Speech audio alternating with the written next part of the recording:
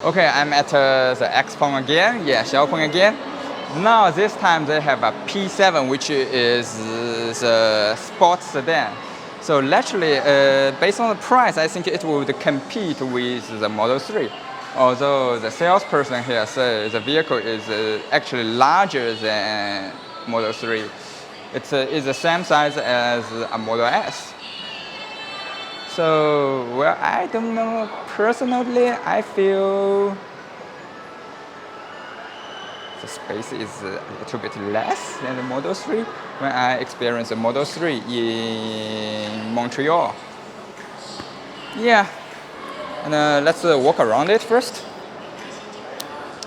So from the very beginning, they have a very unique headlamp.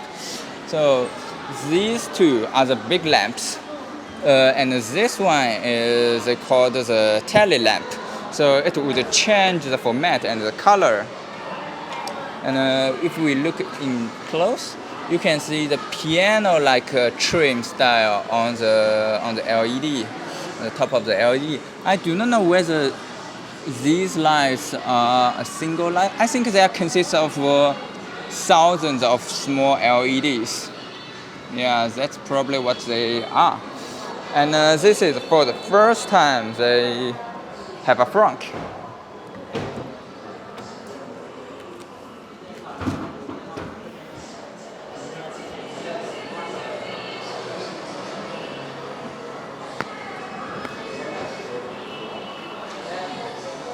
But not a lot of vehicles have the frunk.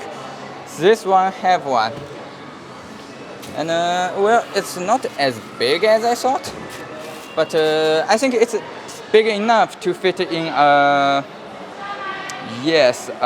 onboard suitcase like the Tesla suitcase. The funny thing is I didn't see anywhere with a tow hook. And on the Model 3 they put a tow hook here, and this place is just flat.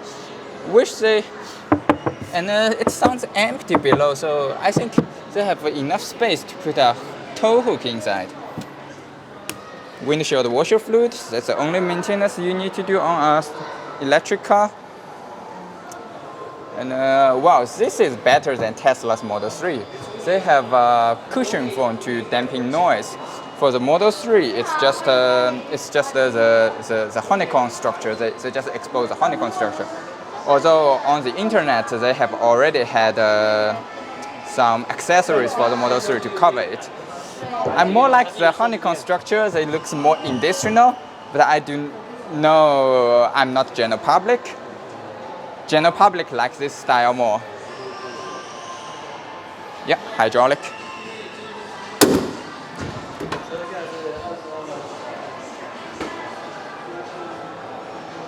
Okay.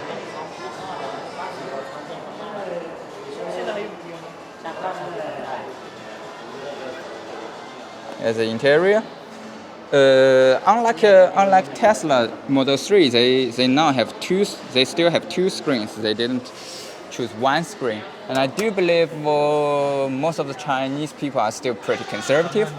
They think this screen is essential for the instrument cluster is very essential for safe driving. Although for a person who experienced Model 3, I think a big center screen is enough.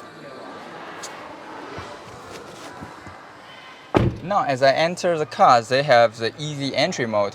So the seat actually pushed forward to let me get closer to the steering wheel.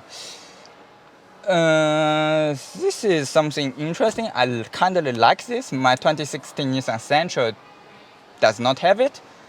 But I don't like the easy entry here where they just directly push the seat up while my seat belt is not on. I know in the Model 3, when the chair will not push forward, it will only push forward when my seat belt is in. But good enough. For this seat belt, it will pull me a little bit. So not only it will tell me it's kind of a haptic feedback, which it tell me I have correctly put on the seat belt. Also, it actually hold my chest and my waist area better. So in a very serious disaster accident, I think it is safer than when my seatbelt is flapping around, right? The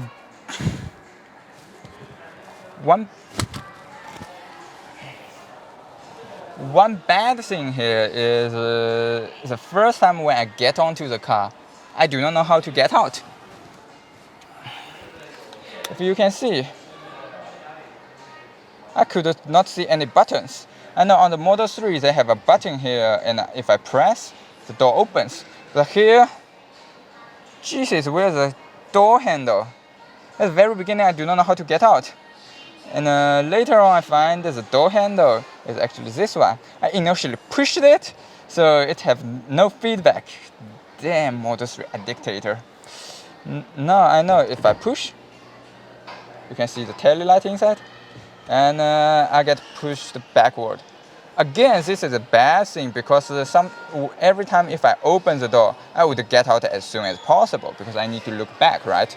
I wish what they really do is when I get off the seat belt, the seat rolls back instead of when I open the door, the seat rolls back.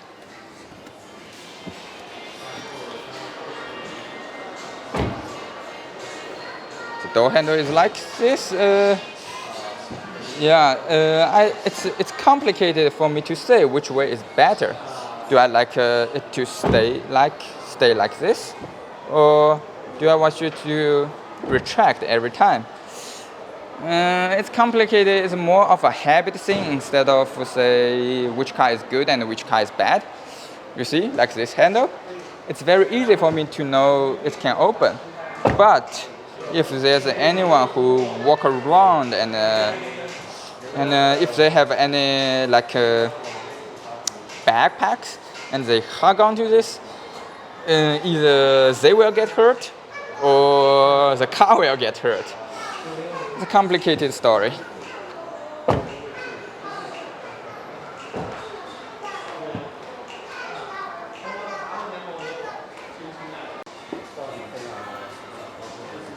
Okay, for the rear seat, it's actually pretty spacious. So this chair is literally all the way to the back. I have plenty of fist, one fist and a hand. I'm 174 centimeter. For you guys in United States, do the translation by yourself. And yeah, plenty leg room. But one thing I feel a little bit uncomfortable is my feet. Sometimes I like to stick my feet all the way into the underside of the front seat. And this front seat is not very high. I do believe I set it to be higher, but this seat is really not that high, which means slightly uncomfortable. I close the door. And this is the window. 对不起，你不要挡住我的相机嘛。Thank you. So this is a window. Just a moment. Can this window roll? No, this window cannot roll all the way down. I thought I could roll the window all the way down. It could not. It's still it's like 2/3 down. Yeah. Wow. And I realized there's a button inside here. If I push it, I don't know its function and what it eventually is. If I push it, the voice commander on the front will pop to me. So literally everyone who wants can control the volume, can control the voice commander from the back of the car, from anywhere of the car. Okay, here's the back side. You can see again the entire line of light. It's like the Honda Civic. This, as my friend might like it. For me, nah, I'm not a stylish person. I'm okay about the practicality. One good thing is the trunk the trunk lid can open pretty far, so it would not hit on my head. And yeah, that's better if it would not hit on my head. Okay, let the light adjust. Okay, here's the trunk area. It's pretty deep, but it's pretty deep. I do not know what this one is. I think it's one of the service port. I would not open it. Here they don't have one. And yeah, they have the tire repair and hook and the tow hook inside this bag. Still more like the Model 3 style to put the tow hook directly there. Sadly, there's nothing below. The below is directly the electronics and the cabling. So there is no any space below for you to put anything, unlike the Model 3.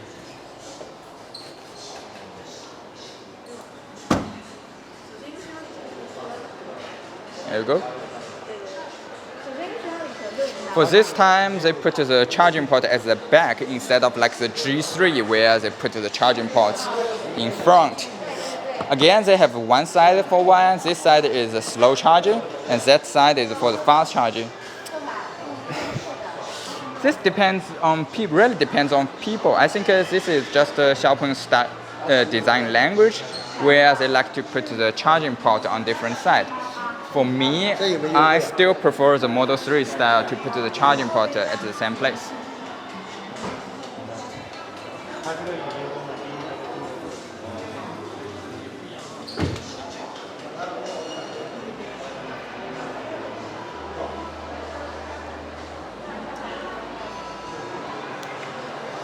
That wraps up the exterior and the general feeling. So in next video, I will talk a little bit about the interior.